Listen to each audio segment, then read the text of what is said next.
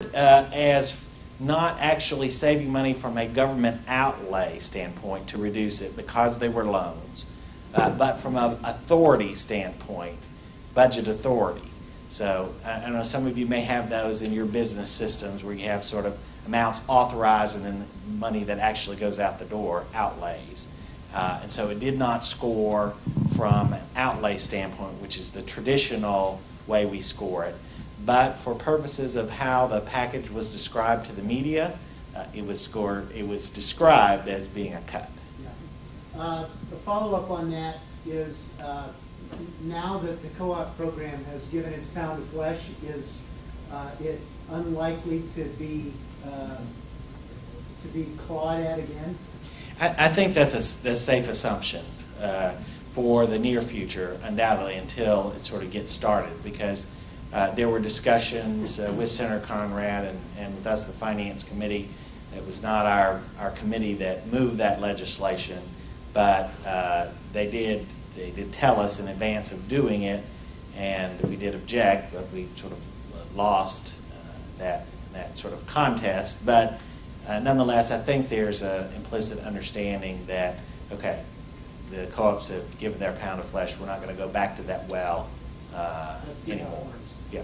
We have a question right there. Yes, sir. Have they updated the projected cost of the subsidies to government? And you think that'll have an impact on whether or not they actually go live in 2014? When you say the subsidies to government, what do you... Well, the subsidies into the exchanges for people to get health insurance. Oh, updated those?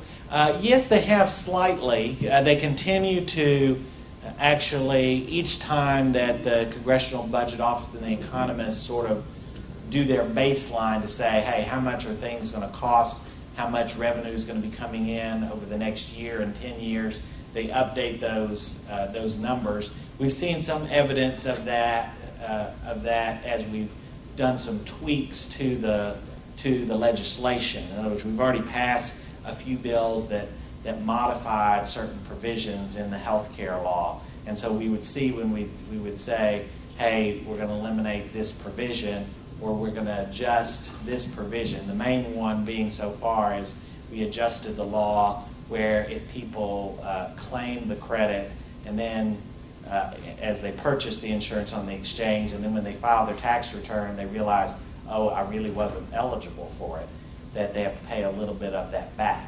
And so we saw, but the general numbers on the estimated cost for the refundable tax credits in the exchange has not changed dramatically. Do you think that'll impact the go live date? Pardon? Do you think that'll impact the go live date? Do you think it'll still be 2014 or they'll push it back? Oh, no, I think it'll start in 2014. Yeah. Unless we have repeal of the law, the whole law, which could happen either through our judicial process, the appeals courts. The case is working its way through the appeals courts, and will come to the Supreme Court. We expect next year probably a decision to be made. And then second, we'll have the elections in 2012. I have no doubt that the Republican nominee for president will stand up at some point and say, if I'm elected, I'm going to encourage Congress to repeal the health care law. And if that Republican candidate wins, and if Republicans take over the Senate and can figure out how to get 60 votes, then there's certainly a chance that the whole law will be repealed. I hope that's not the case, and I don't expect that to be the case, but that's what elections are about. Russ, I know We have a question back here in line. Just we're waiting. Okay, but I'm going to Go ahead, John. Executive privilege here to follow up quickly. If the courts, I've provoked some interest. This is good. if the courts were to throw out the mandate, what would happen to the remainder? They could, the court can decide what they want to do. They could eliminate the mandate, but keep the rest of the structure in place, and then everything would move forward. Now, obviously, a lot fewer people would participate in the exchanges without a mandate. It's unclear whether the whole system really works to reduce costs and that kind of thing without the mandate, but it could conceivably go on. Yes. We're currently operating under Section 1322 of the Act. This is statutory architecture. A regulatory regime has just been announced to implement that. And you're going to tell us whether that was Well, good or not, right? And everybody here is to provide HHS with a, quote, feasibility plan and business plans going forward. If it becomes apparent that changes to the overall statutory architecture are required because it may be, for whatever reason, infeasible or uneconomic to go forward, in this political environment, are those changes possible? Anything is possible in Washington, D.C. Not many things are likely in Washington, D.C. So here's my advice to you would be that you should work very hard to resolve your problems through the regulatory process. And in fact, you may call on us and others in Congress who are involved in the drafting of this legislation. My boss, Senator Baucus, signed off on this legislation, so he and the Finance Committee, since we originated it, we feel like they have the moral justification to tell the administration, here's what we meant. We may not have said it in actual language, but here was the purpose of that provision. And your regulations don't coincide with that. In fact, they run contrary to the purpose.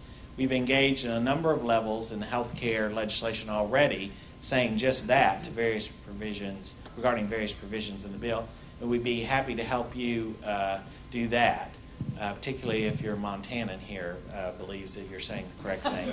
And so I would encourage you to do that, but if that doesn't work and the rules get finalized and they don't work, then feel free. Yes, certainly. We want this to work, and so maybe there's a way somewhere that we can modify the statute. Yes, sir. Thank you very much for giving us a little bit of the background.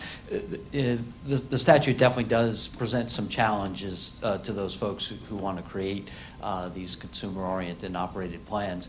One of the factors is a restriction against marketing, which hopefully we can have some creative solutions to through the use of education.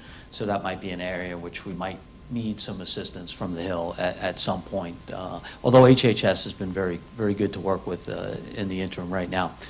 The legislation also uses the term loans and grants, but it's really loans and loans. It's either 5 years and 15 years.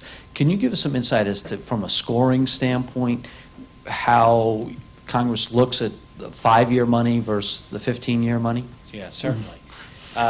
Well, for purposes of generally, Congress, at least the Senate, operates on a 10-year budget window. So we generally analyze things over the next 10 years. How much revenue will come in, how much money will be spent out. So obviously for a 5-year loan, it's anticipated that the repayment will be made within those 5 years. So for the most part, you could do a lot of loans and it be net cost of zero to the government within the 10-year period. Obviously, loans made in year 8 wouldn't be paid back till year 13, so you would have some outlays that are outstanding at the time. 50-year loans, however, are very different. Pretty much every dollar that goes out the door in the first 10 years would not be paid. You might even estimate that, yes, it's going to be paid back down the line, but wouldn't necessarily be paid back within the budget window. So your cost of a 5-year loan provision is going to be much lower than that of long-term loans. We also heard from HHS earlier today that they have not yet decided what to peg the interest rate to. Any advice you would give on what they should do in that regard? I would go for the Fed rate right now that they're charging financial institutions. Look at that QE2 structure.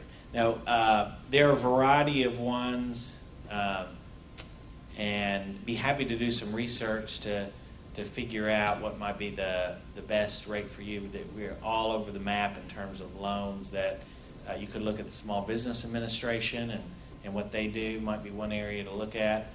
I know you can certainly look in the agriculture area and loans that are made. It's probably some to co-ops in that arena might be a place to look. But we'd be happy to help you in that regard. Anything else? All right. Well, thank you very much for your time. Appreciate it.